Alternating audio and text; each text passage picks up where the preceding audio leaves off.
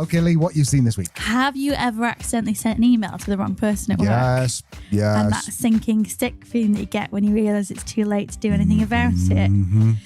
Yeah, me too. This week, The Telegraph reported on this exact thing that happened to BBC Radio Live's Tony Livesey, who accidentally sent a scathing email about his co-host Claire McDonald's presenting skills directly to her. Oh, God, Tony. I know, we're all cringing for Tony right now.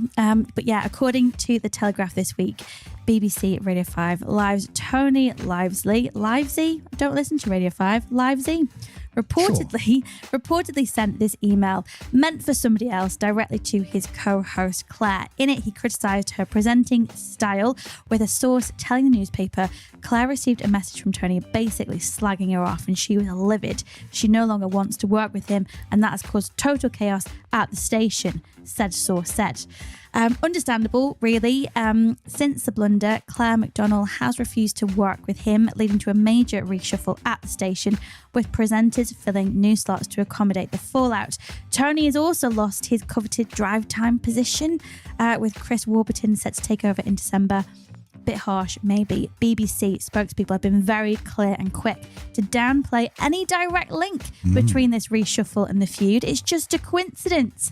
It's not really hard to connect those dots, though, is it? Another embarrassing public moment for the BBC. Really, a few weeks ago, another presenter, Laura Kusenberg, mistakenly sent interview notes meant for colleagues to the guy she was planning to interview, which was actually none other than Boris Johnson, former Prime Minister of the UK himself.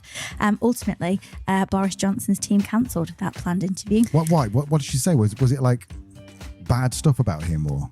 It was things that maybe she was going to push him on in the angle of the interview that he did not think was cool. Right, fair enough. Yeah, so it's all a bit tense at BBC Radio 5 Live at the moment. As always, Al, I'm interested in the science behind this. What can we learn from these types of things? And why do incidents like this cause so much chaos in the workplace? I mean, sending any unkind message about your colleague is a bit orcs, but what it is in the psychology world is an example of incivility. And incivility in the workplace basically means a lack of respect and professionalism that instantly erodes working relationship. And when these toxic relationships continue, they can lead to reduced commitment to colleagues, dips in morale, and eventually increased turnover. What can you do about it as a business leader? You might have this situation rumbling on in your business.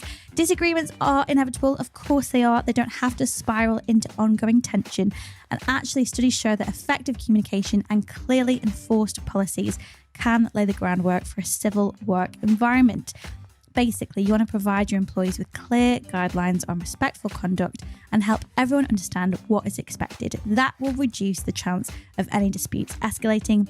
I've said it before, I'll say it again, culture is defined by the worst behaviours tolerated. The recent research also points to the importance of leadership roles in setting the tone. So when leaders model respect and civility, they create a workplace where these values are prioritised. It's not enough to simply say the right things.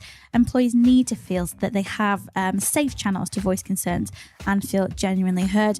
If anyone has been following the BBC over the last few years and the shocking news stories we've heard about a lot of the talent, one does have to question the leadership and the current culture at the BBC. Our thoughts? I don't know. If I feel like I want to vent about a co-worker, then I would probably want to go and find someone trusted and vent to them. Is that wrong? Are you saying that I can't do that anymore? No, I'm saying just don't put it in writing. Oh, right. So that's it. So it's just plausible deniability. Is that what we're aiming at? I think there's a difference between venting and with frustrations and then actually just slagging somebody off. I mean, ultimately, venting will probably not solve the issue long term. Venting might release that initial emotional build up, but if you actually want to fix it, you're going to have to confront this person in a constructive manner to resolve whatever this conflict is so it doesn't escalate. It's not going to fix itself. Do you know what I mean? And I think in terms of like putting stuff in writing, do you remember Nasty Nick off of the very first Big Brother? Oh, yeah. He said you live by the sword, you die by the sword. Fair. You slag off your colleagues in writing and accidentally send it to them, you're just going to have to take accountability for whatever the fallout is, I think. Quick tip. I was talking to my brother the other day and I was telling him about this email address I used to have called angryal and my company name. I think I might mention on the pod before. And if I was like annoyed with someone, then I'd send an email to the Angry Al and I just set it up so it just deleted.